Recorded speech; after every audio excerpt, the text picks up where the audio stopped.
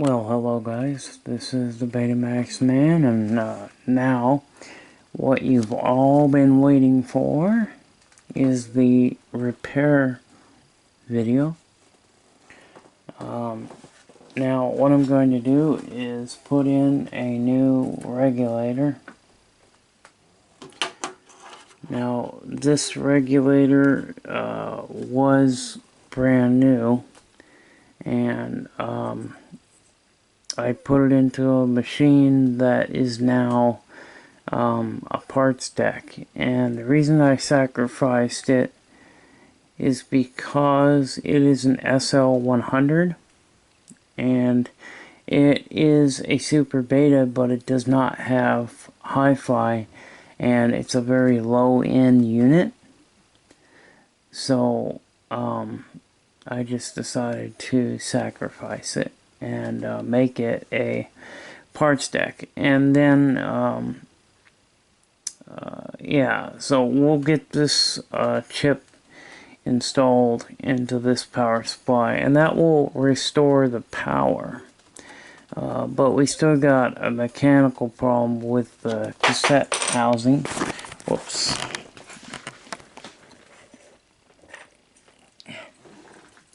Anyway, so we're going to take this back apart and we'll pull the power supply, so let's we're gonna get going on that. So hold on, we're gonna do a different view so you guys can see better. Okay, well, at least you guys can somewhat see better as to what exactly I'm doing. I'm gonna put the chip back up here for now and to get my screwdrivers here. And we'll take this cover back off. It's just 2 screws, it's just one on each side. I think you guys will like it better when you see me actually doing stuff to it, rather than just explaining how I did it. So we'll just do this step by step together, and you'll be able to see what I'm doing here. Now I've got a customer who wants 2 decks repaired, so, and I think he tried to attempt to fix it himself, and he doesn't know how to put it back together. So I told him, I said, hey, just send me a picture of the area you're working on, because I couldn't identify what the parts were exactly. So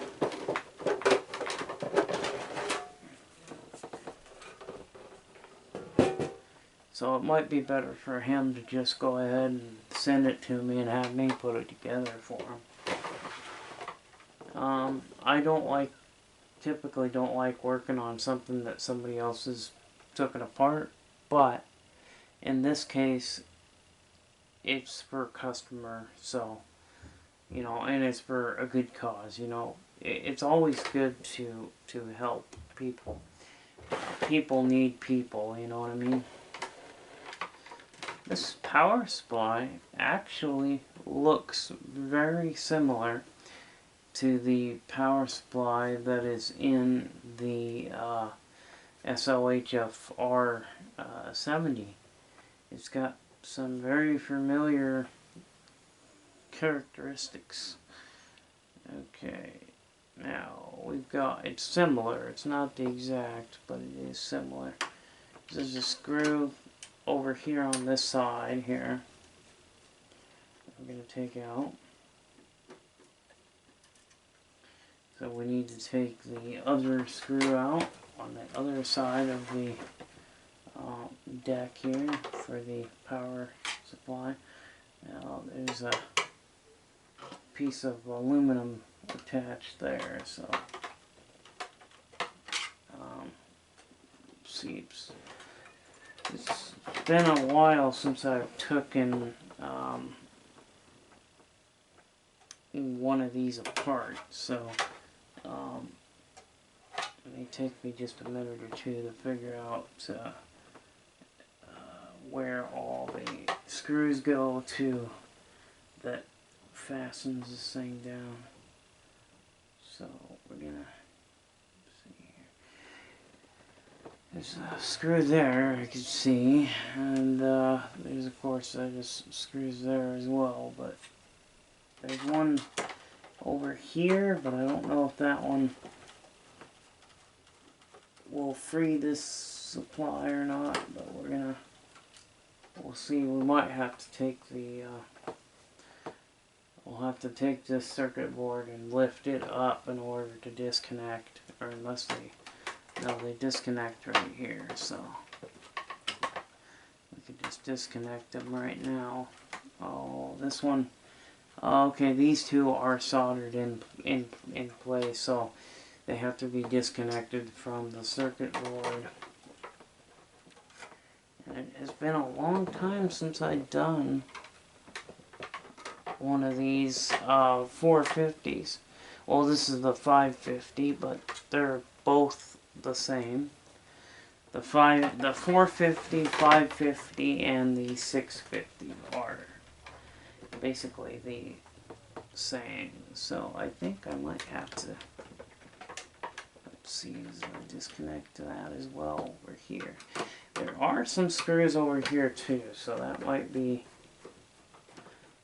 yeah, these definitely are going to help take the power supply out. So, and then there's one over here, so take those out, and this should be, I should be able to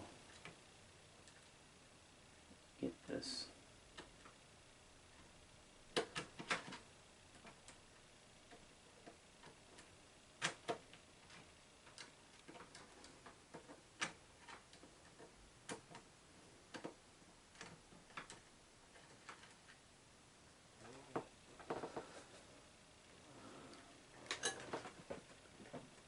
Okay, so we are going to have to take this one off as well. There is a bunch of screws. There's like 6 of them here that I've got to take off, I think, because I don't think that one does, though.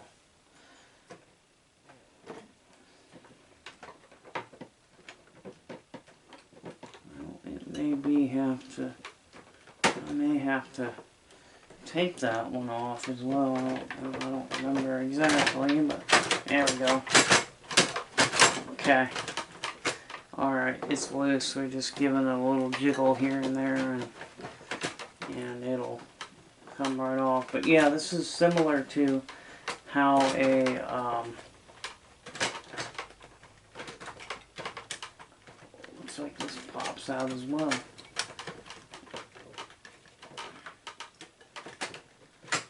Okay, so we've got many screws here, but the red colored, there's some red tinted colored screws, and those are going to be for the power supply. So just remember that when you put them in. They'll work in anything, so I mean the red ones can go wherever, but the red ones are supposed to go for the power supply. So we're going to take this front panel off. There's some clips here on the sides, and there's one clip on the top.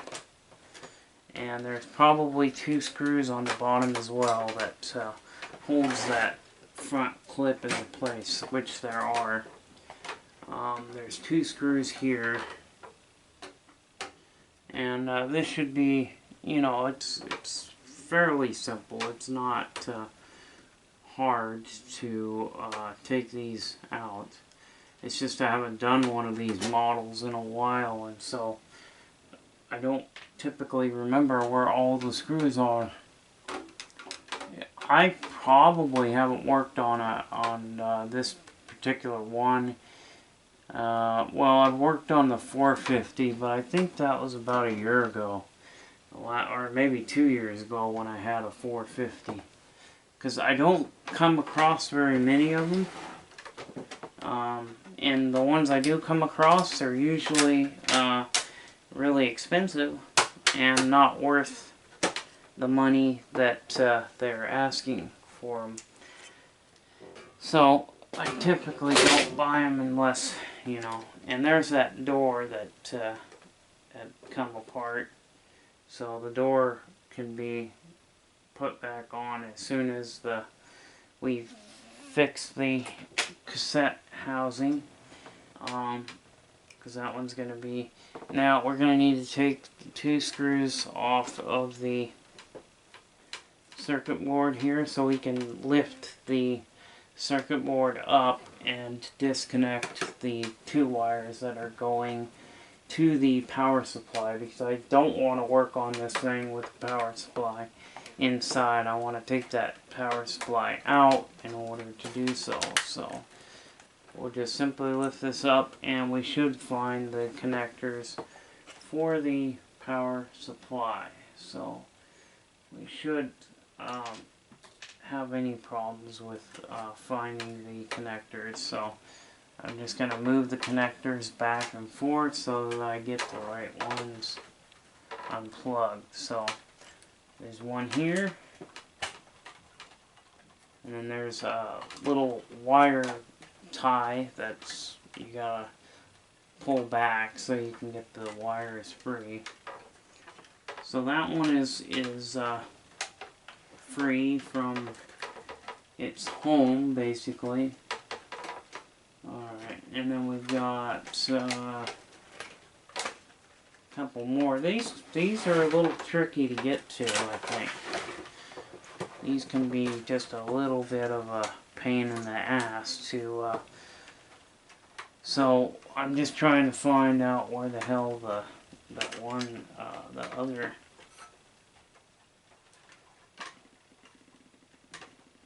Okay, there's for that one. But what about...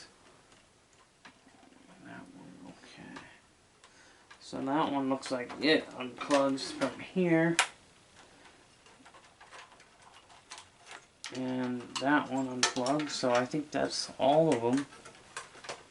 This power supply will lift out of here as soon as I can get to it. I might have to pull out this preamp, or a head amp here, because I think this is a head amp, is what...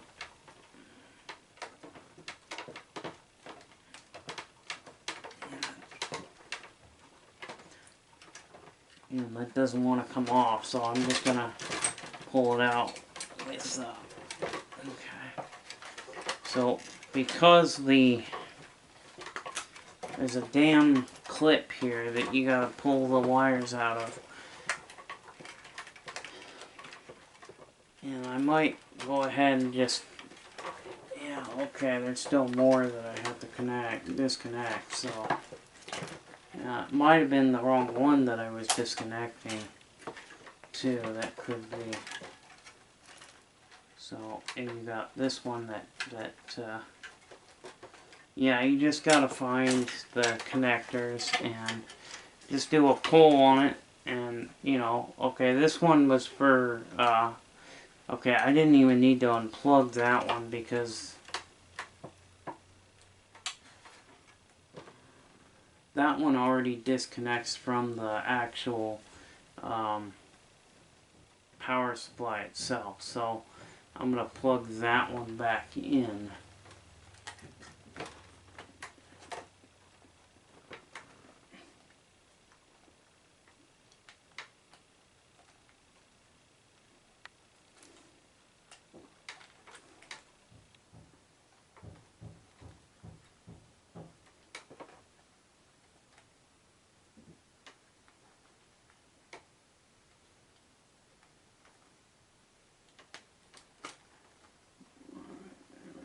Plug that back in because we didn't need to really mess with that one.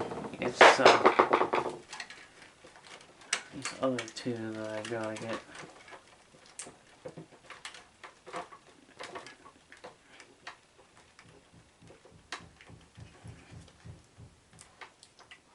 Okay, there is a zip tie here that I'm gonna cut because I need to be able to unplug that wire so that I can get to the stupid power supply.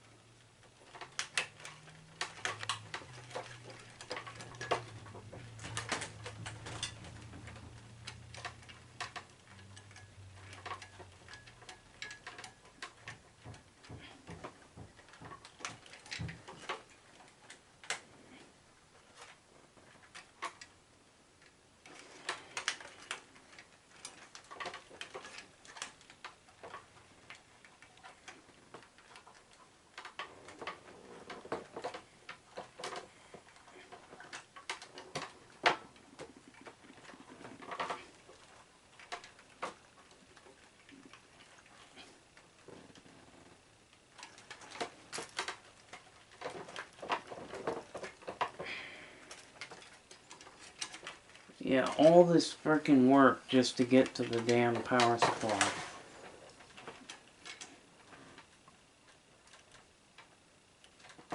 That is ridiculously stupid.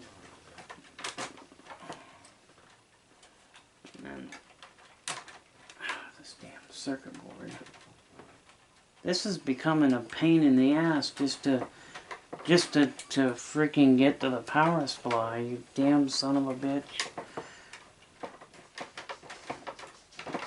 And this has got the fucking preamp here, and the head amp.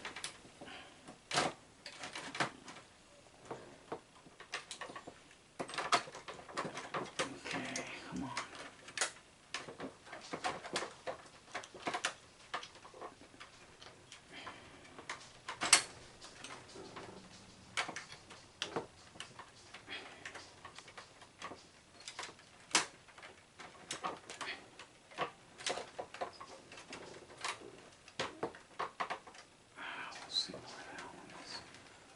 Connected to there, so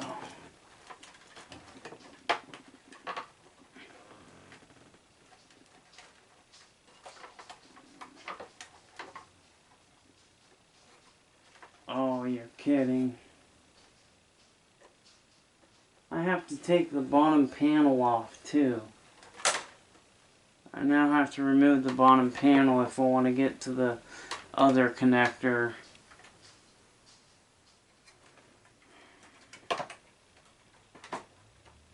This thing is just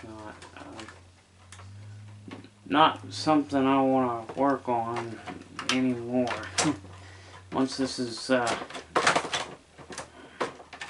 gosh, this thing is a fucking pain.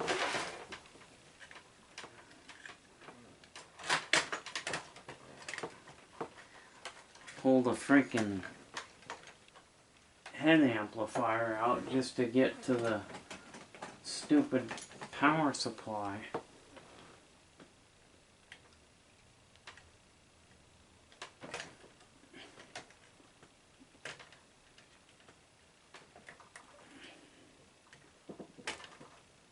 Dental pick here to, and I'll have to straighten that pin out a little bit here.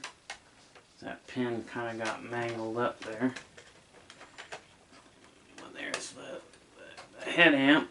Just move the head amp up out of the way there so that we can get the power supply and lift it up. Now, what I am going to do is try and disconnect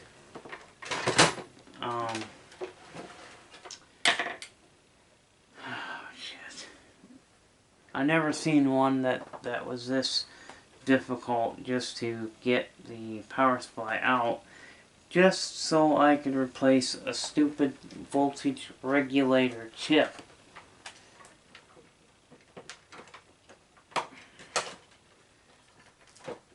I've got to spread the these plastic clips. I've got to pull the plastic clips back so that I can get the wire up from underneath it.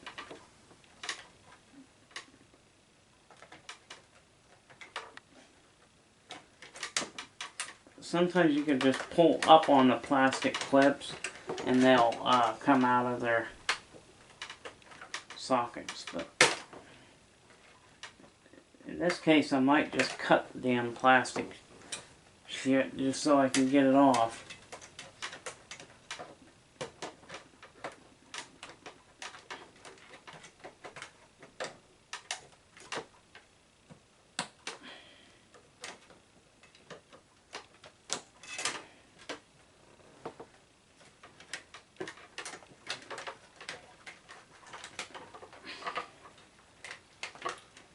I got that wire loose, but now I've got another issue, and that is,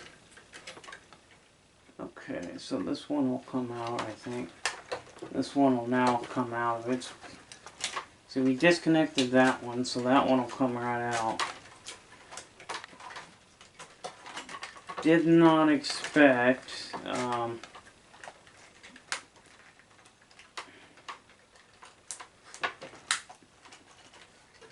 to have to go through this much work. And you know what? I think if I can get the power supply itself to disconnect from this plate, it'll save myself some work on getting this taken care of. Now, where did my screwdriver? There it is.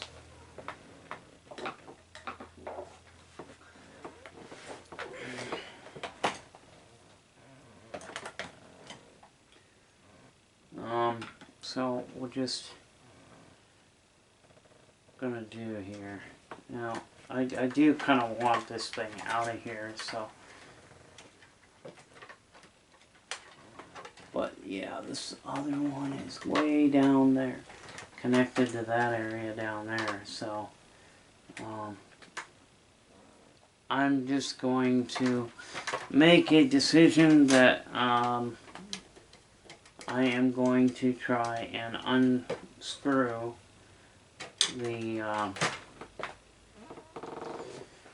circuit board from the metal plate here, so that hopefully I can get access to it. I just need access to the circuit board itself, not the damn, you know.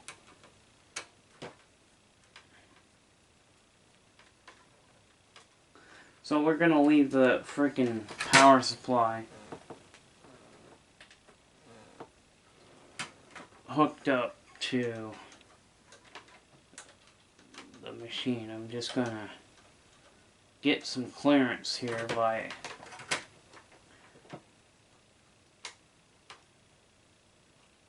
getting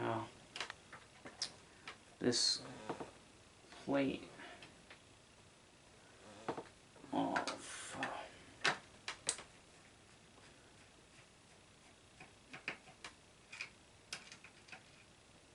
So we're gonna take the screws off of the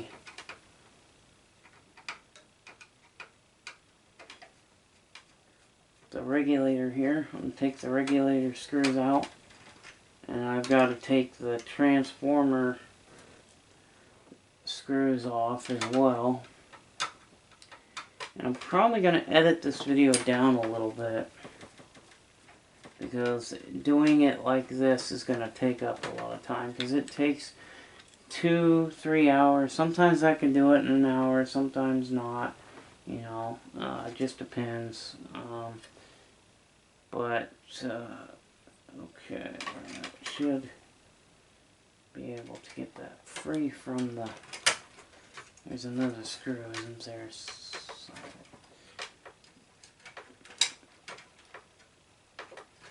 it's got it.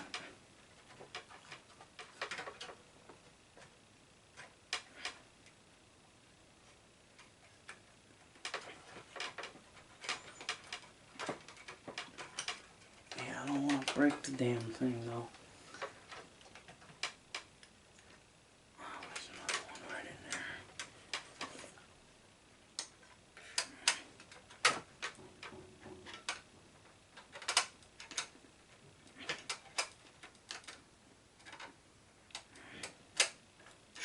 If this would have been a customer's machine, he would have got charged 3 hours labor to do this.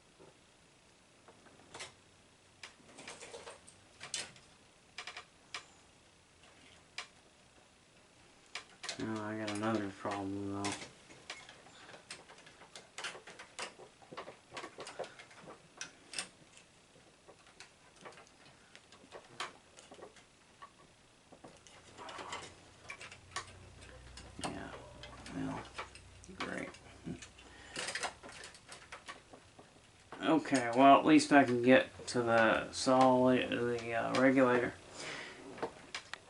And here's the thing. There's no, oh no, it does have, okay, it looked like there was no heatsink compound. There was, but it's all dried out.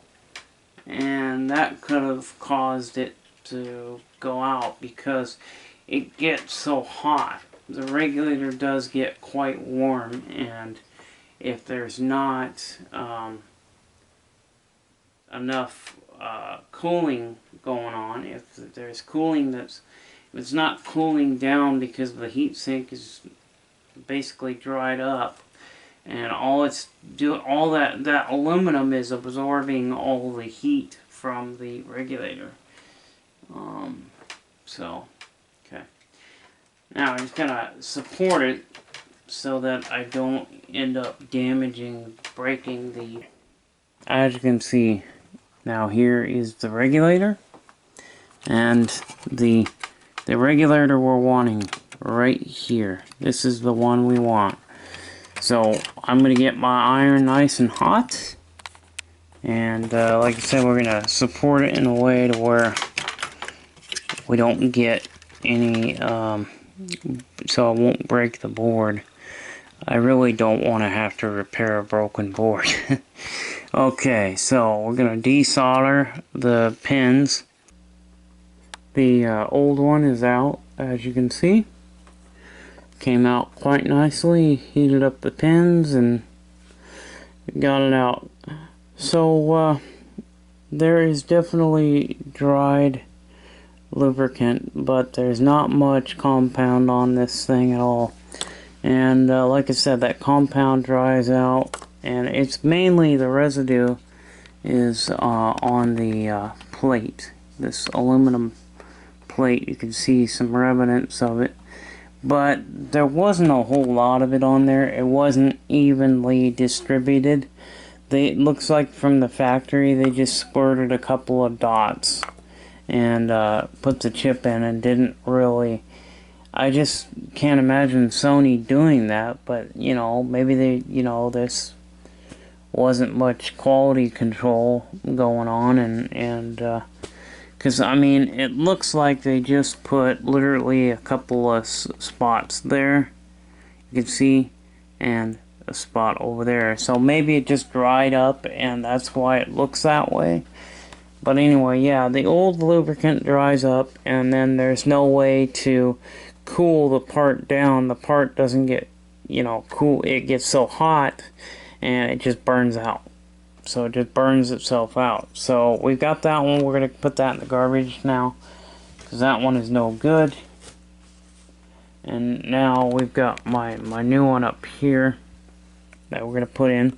Now this one I pulled out, and the pins are kind of messed up on it. They're not exactly straight, so it's going to be a little tricky, but I'm going to get them in there. I'm going to put all the pins in there. It's going to be a little tricky, but you can see I've desoldered everything, and everything is in good shape. So we'll just put this new one in, and it should fire right up. So the new one is in place. I've got a pin soldered on this side and another one on this side, and that's going to hold it into place while I finish soldering remainder of the pins. Now I'm also probably going to have to twist the chip just a little bit, because it's tweaked just a hair, and that way I can get it screwed to the plate there. So and I gotta finish soldering here, but then I'll screw it to the plate, and it'll be installed. And I don't like to install stuff like this. I'd rather have the power supply out, but because there's so much work involved in disconnecting the power supply, I decided, you know what, I'm gonna leave it on there, and we're gonna just take it off of the housing plate, and we're gonna do it this way. So this is what we're doing now. What I am gonna do is show you me actually soldering this thing in. So I will show you that, but I'm not going to show it to you very long. I'm just going to show you so you know how I'm doing it. Now, one thing to keep in mind, when you're putting in a voltage regulator, what you want to do is go over here, then go over here, maybe go in the center, then maybe go over here, then maybe back over here. And what you're doing is you're making sure that the chip does not get too much heat into one spot. If the one spot gets too much heat, you'll actually damage the regulator. So heat is your enemy when it comes to installing one of these chips. So I'm going to show you how I do it. That way you guys can see how I do it, and it really will it'll eliminate any possibility of burning up the new chip when you're soldering it in. Alright. Now we're gonna do some soldering here.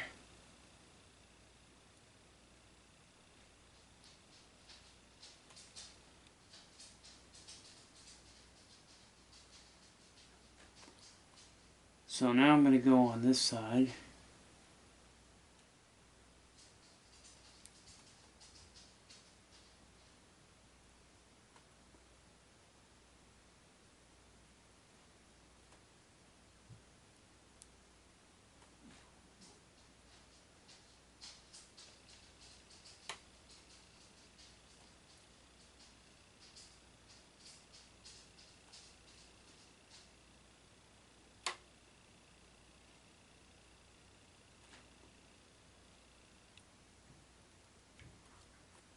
I'll let it cool. And I'll just keep jumping around different areas because I don't want too much heat.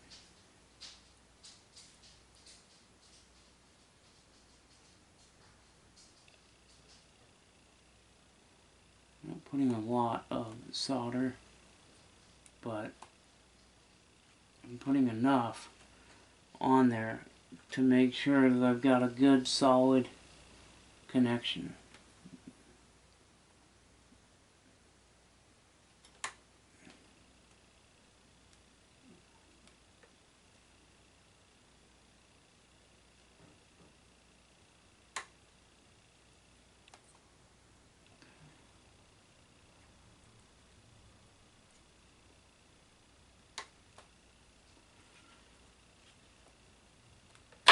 I'm going to tap the excess solder off.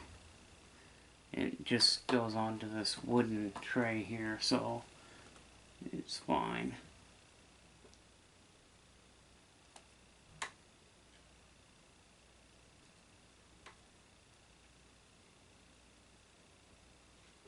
Okay. There we go. I'm just going to check my work. I'm just going to reheat a couple areas because they look like they may not be as much on there like there should be. There we go. I think they're all good now. So there's a little bit of excess flux that I can clean off with a Q-tip. There's a little bit of, I put a little bit of flux on the tip there. It's actually, they call it soldering paste, but basically all it is flux. And I clean my tip, and then I'll dip my tip into the solder paste. And that's a little trick I've learned to kind of get your soldering tips to last a little bit longer. Because sometimes with the cheaper tips, they tend to, if you have the iron on for a long period of time, they tend to get corroded, and the solder will no longer stick to the tip. So I just do that. So I'm going to show you how I clean the tip. I'm going to take, I do have a sponge. I can moisten the sponge and, you know, use that, but I don't know where my sponge is at the moment, so I can use a piece of paper towel that I've got here that I'll use, and we'll just put a little bit a little bit of alcohol on there, and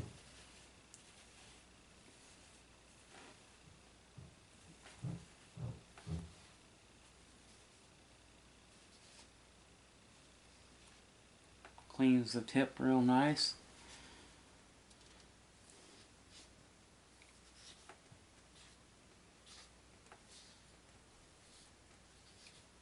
There we go. And I'll unplug my iron, and then I'll put a little bit of this paste on there, and this will kind of helps keep the tip from getting corroded. It's a little trick that I learned, and I read about it online, and so I just started doing it, and basically it's just flux. That's all it is, and you just put a little bit on the tip there, and you know, let it cool down, and then when the iron gets hot, you'll have a little bit of flux, extra flux on the tip, and you can apply your solder. And I am going to get a Q-tip and clean up some of this excess flux, because I get a little bit of flux. Now, certain, you know, just certain tricks that I've learned that I like to do. So I'm going to put this over on a metal surface.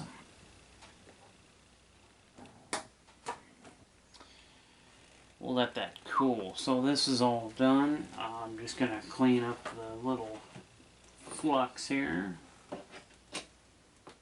And we'll get this put in. I am going to also need to apply some heat sink compound. Put a little heat sink compound on the back of it there. There we go. Yeah, I can remove some of that flux.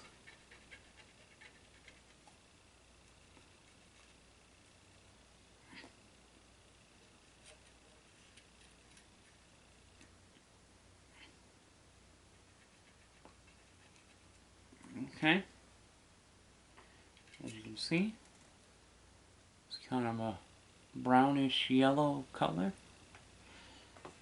Got them all cleaned off, so that's nice and clean now. It looks good. Connections are nice and solid. So we'll put a little heatsink compound on there. But I want to get this thing all situated so I can just easily mount this thing back on the plate. So let's just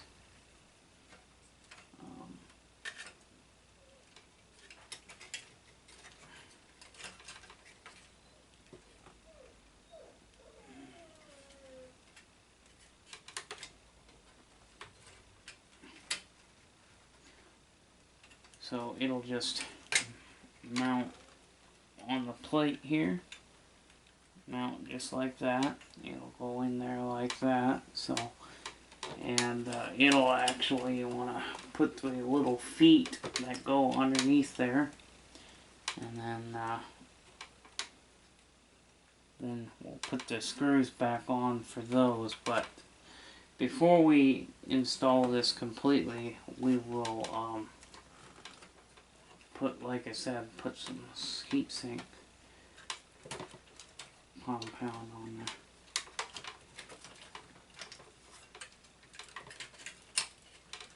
Okay. Now we're just gonna put a little bit down here on there. So we'll just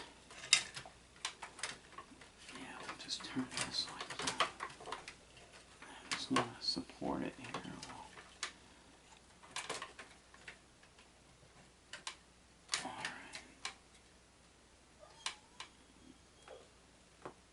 It's okay, puppy.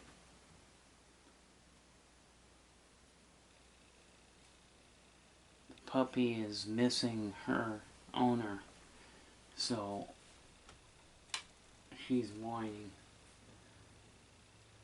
I have a little bit of heatsink compound in this little injection needle type thing. It almost looks like a needle, but I mean it is basically a needle. But we're gonna inject 3 dots,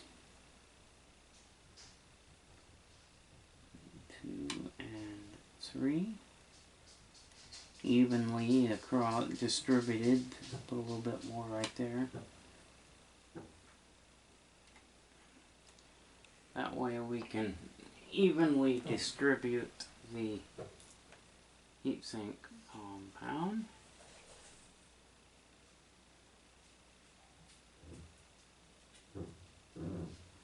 And then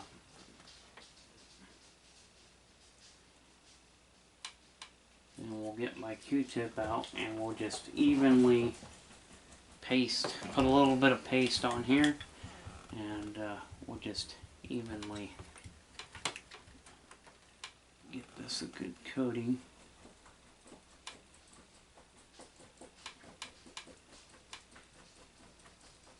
I may need just a little bit more, I think.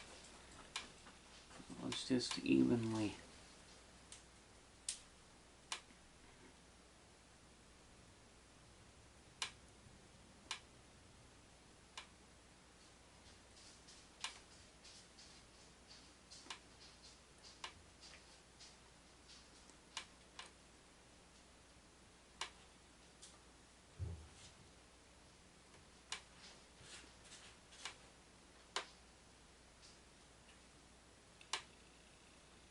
Putting a little bit of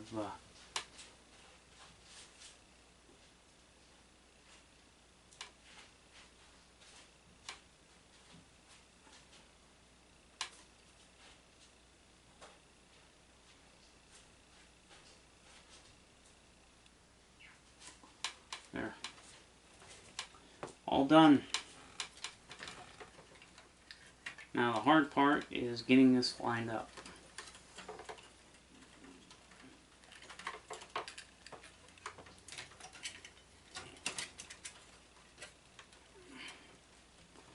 And getting it untwisted.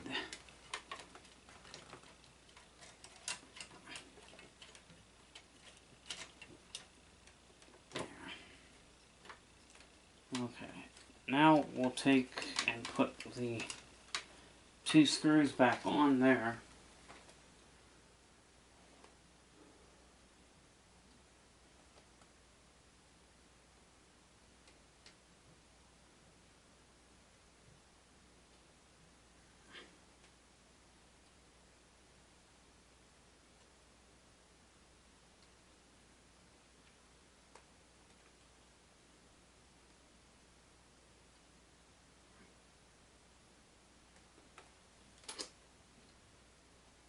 Sure I grab the right ones. Of course, these ones,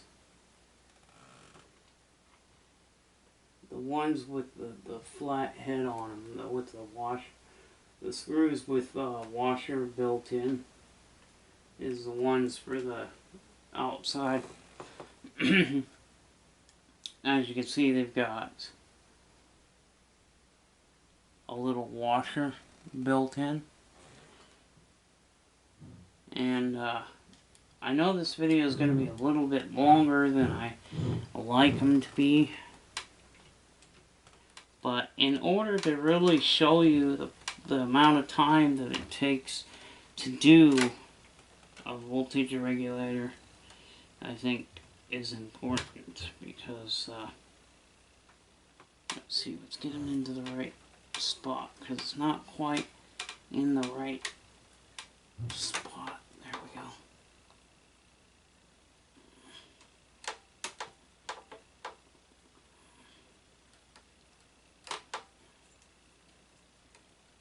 Okay. And it's time for number 2. And this one's gonna be a pain all the way through, I think. It's gonna be a pain in the booty.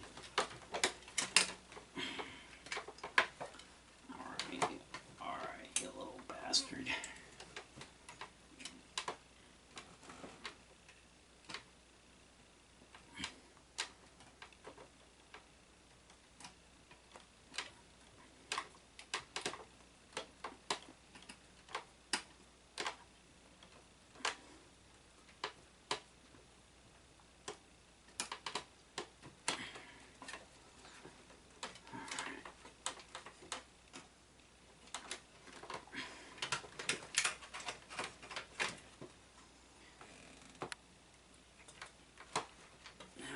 Go ahead and get this installed.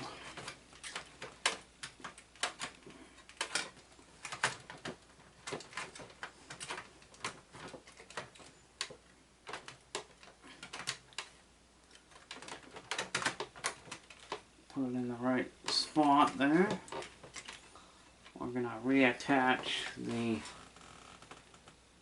so there are long screws. The longest screws are for the regulator, and that's what they look like.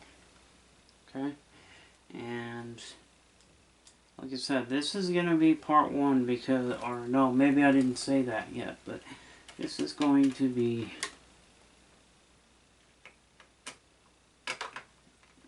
part one, because part two is going to be dealing with the cassette housing problem that this one has, because it does have two problems.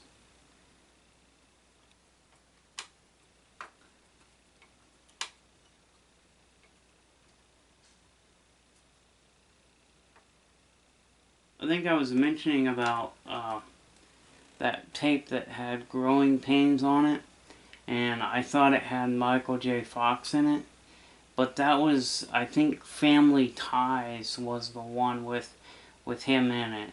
This is a different actor on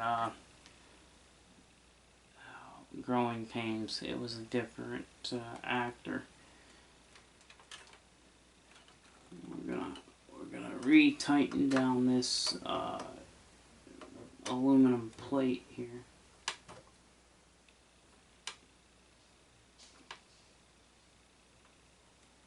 You gotta be careful when you're screwing into aluminum, because you can strip aluminum out easily.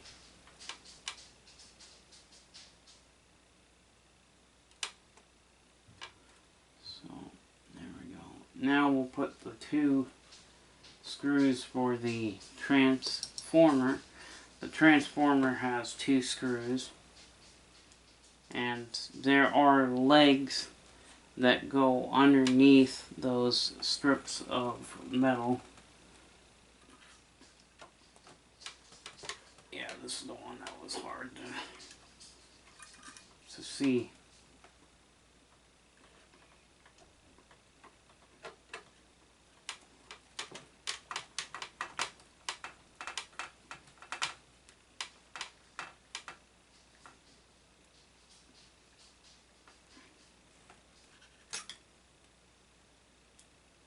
Went through all that work to try to unplug all the power supply connectors, and only to find out that I would have to take off the bottom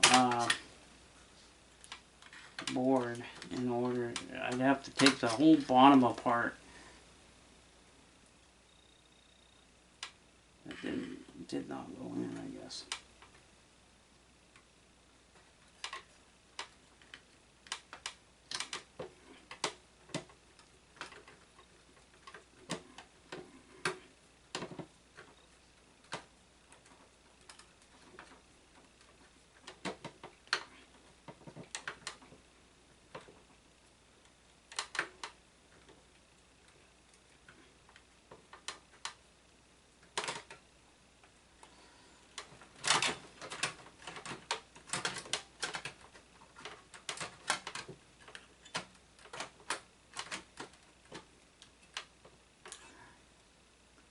I can put the two reddish colored screws back in for the power supply.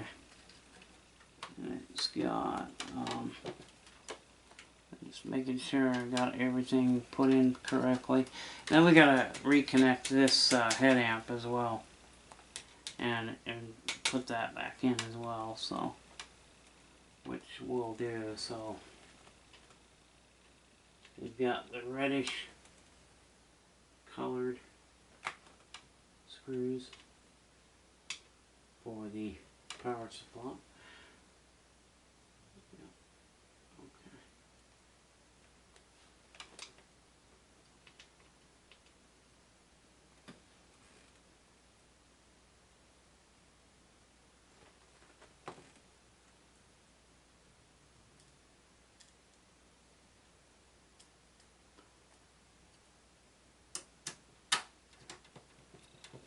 And we'll reconnect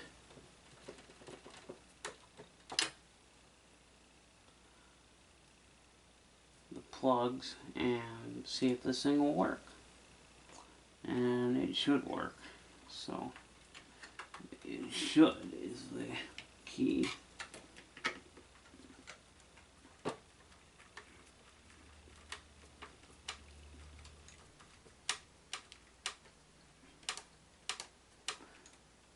I'm going to go ahead and get this all put back together, and then we'll fire it up and we'll do a test run, because if I show every little thing, this video is going to be like 3 hours long. So we're just gonna put everything back together. So I'm going to reconnect everything, and everything's going to be back. You know, I wasn't gonna take the bottom off, but I did, because on the head amp there's a wire tie, and it dropped down to the very bottom, so I had to take the bottom panel off to get to it. So it looks like the preamp is over here, but the head amp is right here. So I'm not sure what circuit board this is that's behind here. This is probably part of the power supply. It's a possibility that this is definitely part of the power supply. But it says right there that this head amp, this is where the head amp is, and this is where the preamp is. Now the color processor is also on this board as well. Here's the chroma board, part of it, the Y processor. So all your video is going to be on this bottom board. But what I was thinking is that, hey, maybe I should just go ahead and replace these caps while I'm at it, but I'm not going to, and I'll tell you why. One, they tested out fine, and number two, they're Nichicon. Nichicon makes extremely good capacitors, and they could last for years and years. And if the readings are okay on them and they're Nichicon, I'm gonna leave them in. Now, if they were Sanyo caps or if they were Elnas, I would change them. But as far as I can tell, they're all Nichicon, and I'm not going to even replace them. So I'm going to put this bottom board back together. Here's, of course, here's the real table motor assembly. And this is where all the, you know, there's your capstan, your head drum motor, your idler motor, which is this one. This is the circuit board. That the idler motor is actually in this area here. But this is where all your controls are. This circuit board controls the idler motor. So we've got a lot of different components, and that is a solenoid because they use solenoids instead of mode switches. Sony was famous for using solenoids, and you know what? The solenoids didn't have near the problems that the encoder switches did with VHS machines. So anyway, there we go. We'll put it back together and we'll plug it in and we'll see if the power light comes on. Well guys, we've got power now, so what do you guys think? Did I fix it or did I not fix it?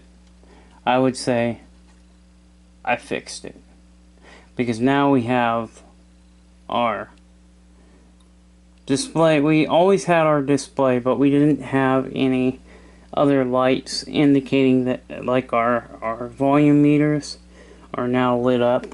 We now have a power light, which I knew that would take care of the problem as far as the power goes.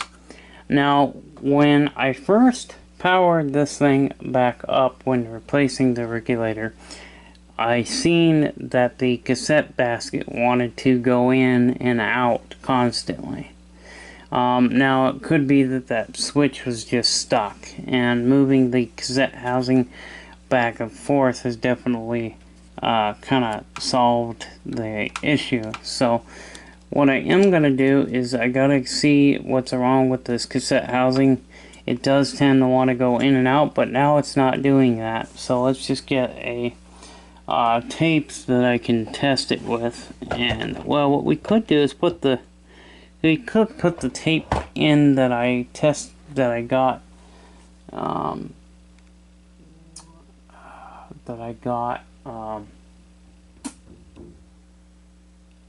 when I was in the machine, the one that came with the machine. But you know what? I'm not gonna do that. Let's put in, see, what tape could I use as a test tape? Right up here. I've got one right here I can use. This is that Dr. Seuss Cat in a Hat. The one that was put into the wrong cover. So there's something wrong with the cassette housing, because it's hard to get the tape in.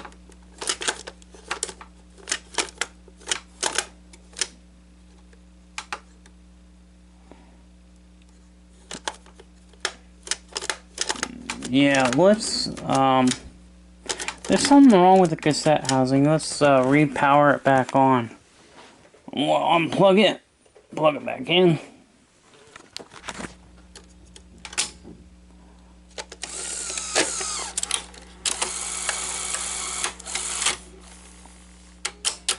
Okay, where is play? Let's see here. It seems to be working now. If I can remember where the hell play is. I should have put the faceplate back on. Let's see, where is play? So, where is play? Because I don't see it. So we're going to use this spot. Okay, play is there.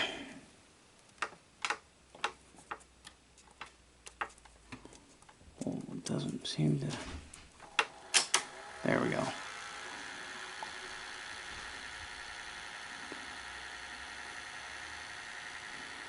Okay, seems to be working. Yeah, so this thing's doing some weird stuff. Cassette housing is now went in by itself again.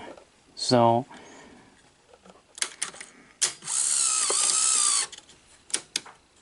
okay, there's locked position.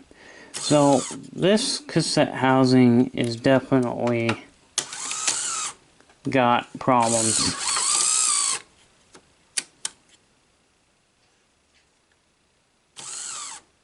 Yep.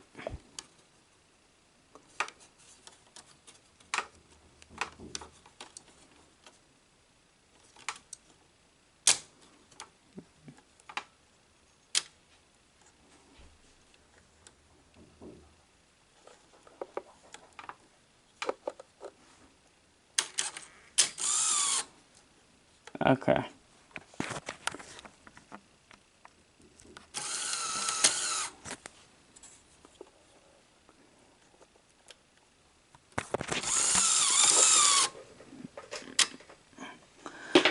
Now, I've unplugged it because I think I know what's going on. Now, there's something going on with cassette housing, but it seems like the, when in that previous video, the video we were trying to find out, trying to determine as to why the one side of the basket wasn't lifting up.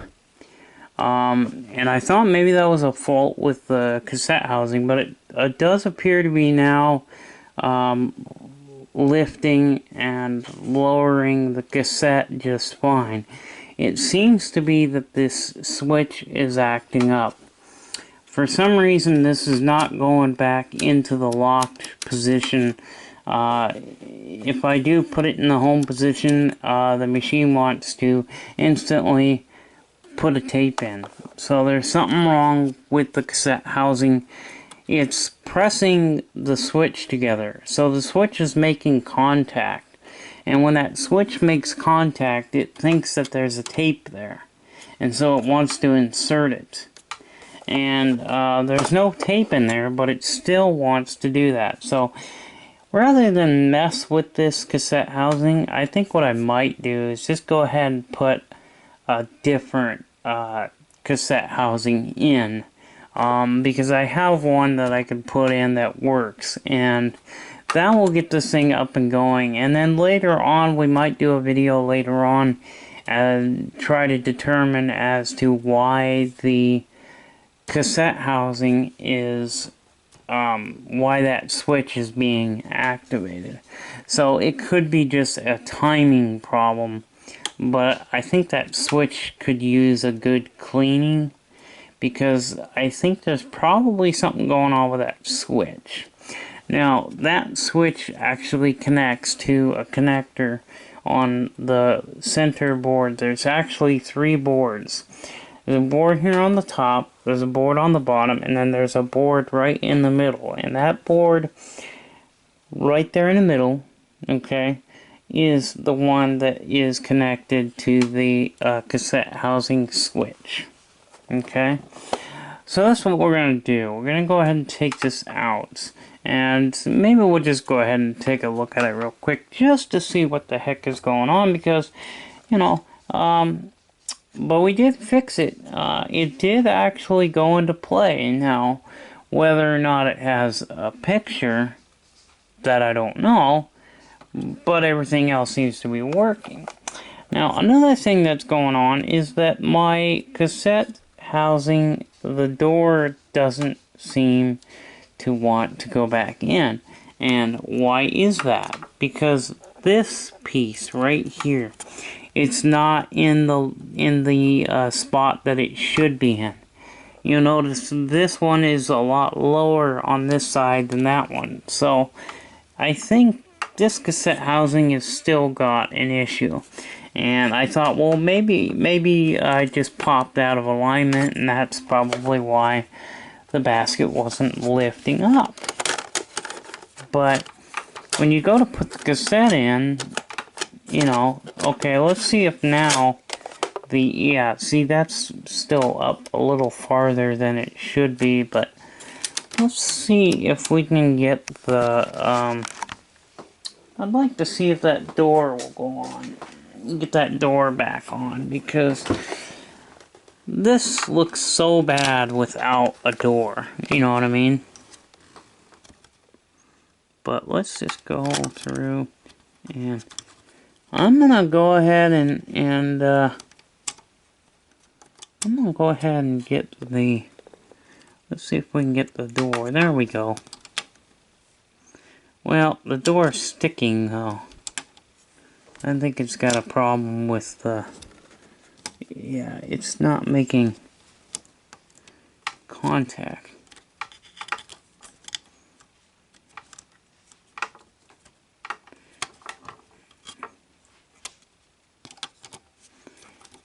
Yeah, there's, oh, I see what happened.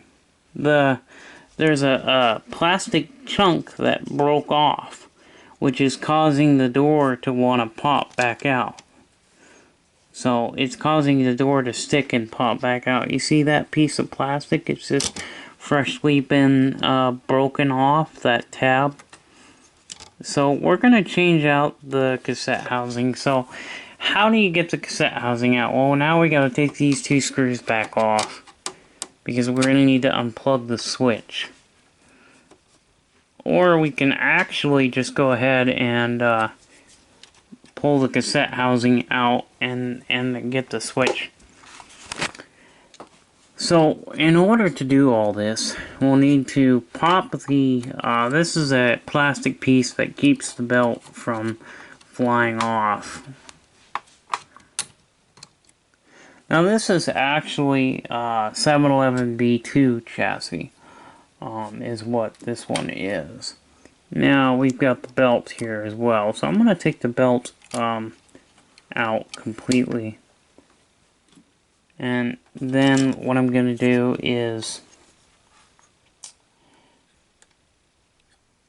take the 4 screws. So there's 4 screws that need to come out.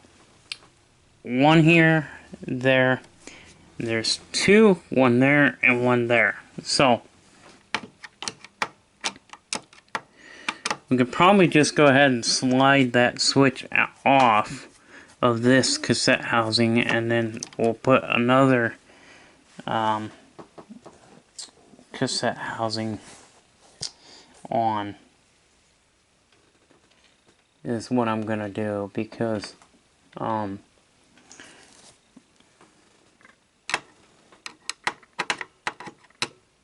you know, we'll just take a look at this cassette housing in another video at another time, because I really want to get this going. And if I have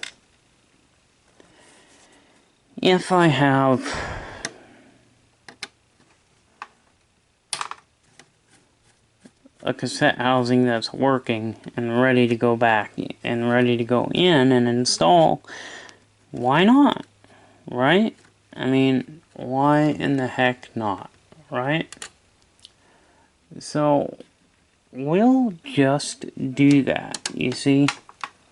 But we will take a look and see as to why the switch is in the closed position. Because with that switch being in the closed position is what's causing it to think that there's a tape inserted. So now we can just simply lift this right off.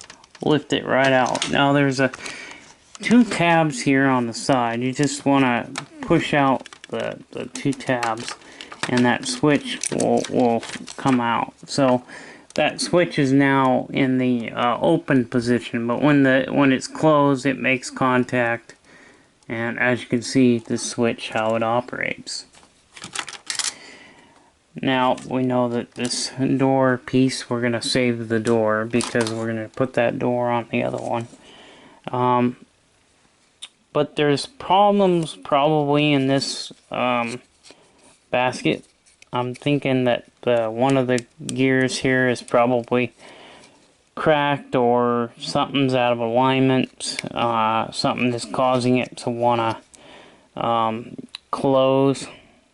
But I bet you if I put that switch back in, that it would be in the closed position.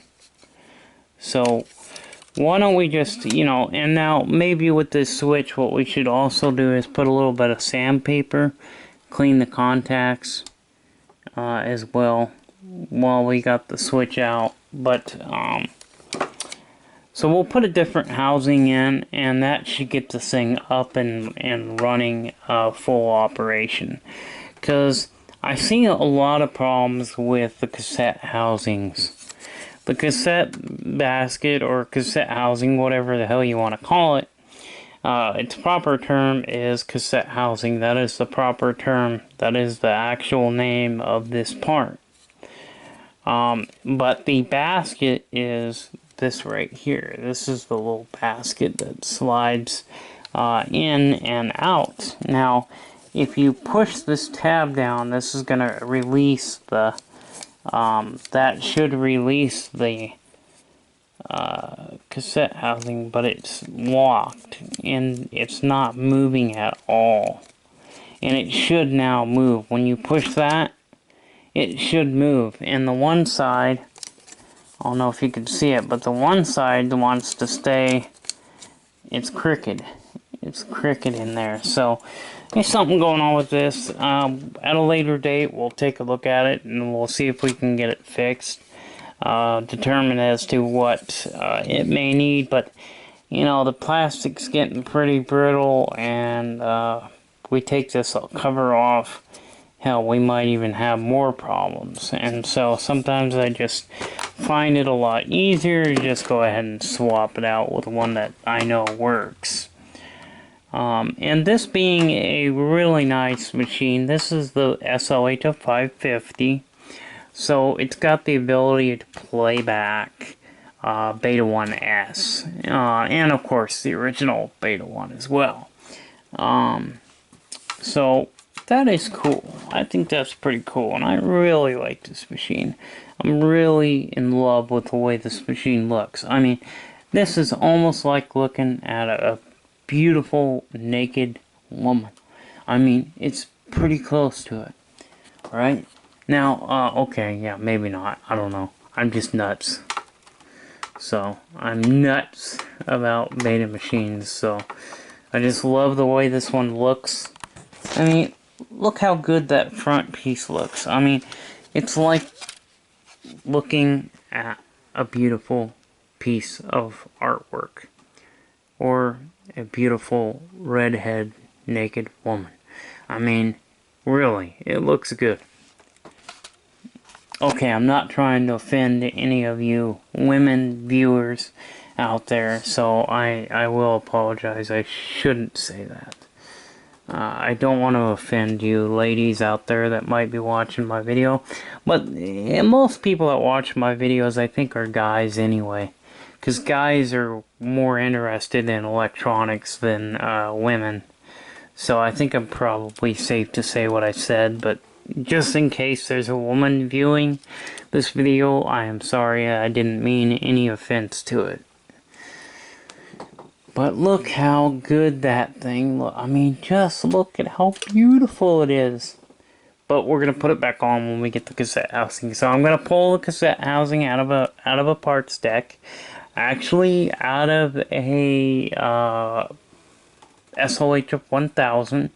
So I've actually got 3 1000s. I've got one 1000 that works, which is that one. I've got another one that has the little one of the ICs went out on the head amp circuitry. One of the ICs is actually failed, and so I won't be able to get that one going. But then I have a third one that just basically is parts that I have scavenged, you know, took stuff off of. And because the 1000 has the same cassette basket as this one, we're gonna put it in there. And we're not taking from the one that could work with a proper head amp. When the head amp is fixed in that one will be up and running. So we're going to take from the one that is a parts deck only, that is not going to be put back in service. So we're going to do that. So let's do that. Well, guess who decided to join us for this video?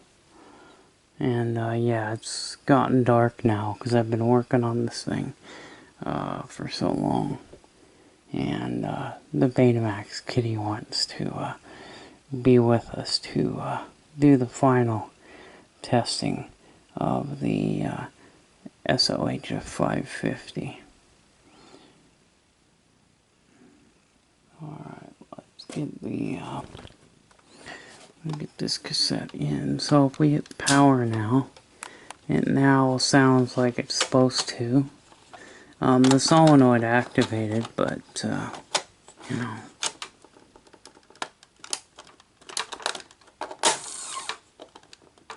Yeah, this cassette housing isn't any good either.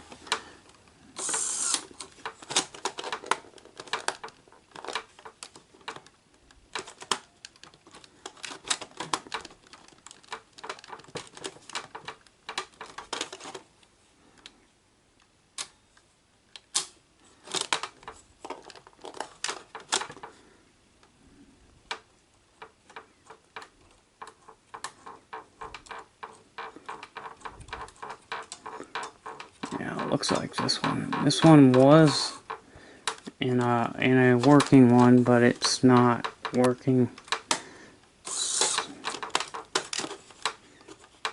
Yeah, there's... Okay, we gotta find another cassette housing, because this one's not working either. So, let me find another one. I know I've got another one laying around here somewhere. I thought I pulled this from a machine that I thought it was working, but I guess it was not working. So probably the parts deck I got this out of had multiple problems, and apparently this is a problem with this one as well. So we'll put it. I'll put another one. Well, guys, it's now the next day. And we're going to use the tape that was stuck inside this thing. We're going to use it to demonstrate the machine, because this does have some commercials and stuff that I could show. So it's on an L750, and they've recorded most of the stuff that's been recorded on this tape has actually been recorded in beta 2. So that's cool. And we're going to demonstrate it. Now, I switched out the cassette housing for a different one. Okay. And this thing now works. So let's plug it in.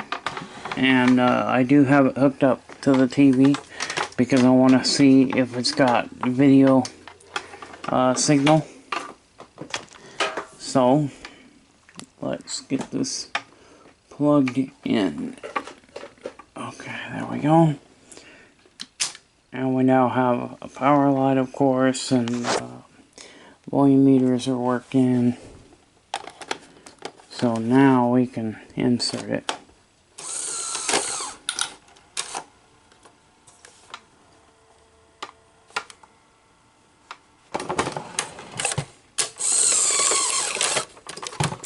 Okay, we got another problem. Something just broke. Okay, well, unfortunately, this is something I kind of figured might have happened, but I didn't think it was going to happen this soon. But as you can see here, the loading ring has now broken. So what I'm going to have to do is glue this back together. Now I'm also going to check out the let's check the tape guide and make sure that it's not broken. Well, guys, I actually had this thing all fixed. It was working, and then the piece of the plastic, which is part of the tape guide, this track is what holds the tape guide in place, and it also, the tape guide slides on this track here, and it broke, and the spring went flying off, and tried to glue the plastic piece, and it was unsuccessful, mainly because I couldn't get it to hold into the spot that it needed to be in order to make the plastic stay and for the glue to dry. So now what happens? Well, what I have to do now is put a new loading ring on here, but I'm still gonna have a problem with it being there,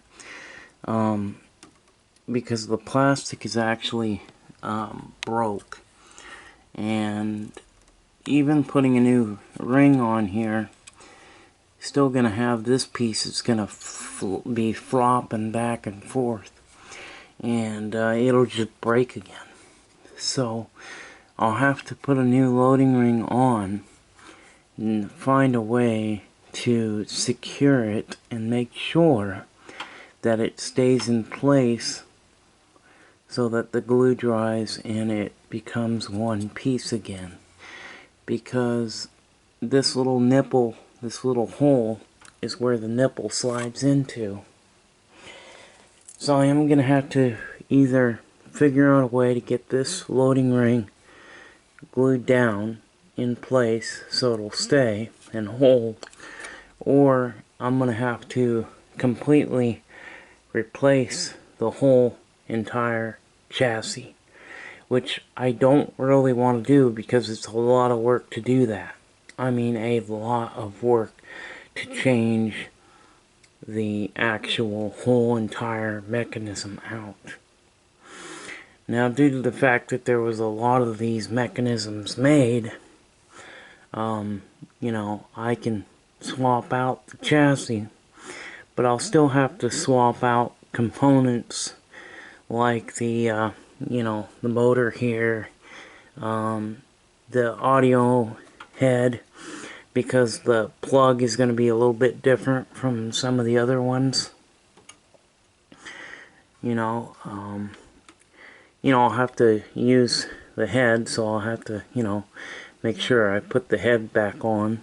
And basically I just have to take everything off, replace the chassis, and then put everything back. But I'm going to try and replace the loading ring here, and I'm going to glue the plastic down and try that first. If that doesn't work, then what I'm going to do is, yeah, swap out the chassis. So the problem is that when this plastic starts to break, it usually continues to break and it continues to crack. And so in order to really get this thing fixed, I may have to well, I have to replace the loading ring and get a new one of these, but it has to stay glued, and it has to glue solid. If it doesn't work, then yeah, I'm gonna have to go through and replace the entire chassis and then put all of the parts onto that chassis. So here is one of the plastic pieces that was broken off. It's actually supposed to be down in there like that, and it broke. Now I actually seen another piece of broken plastic that came out of this VCR.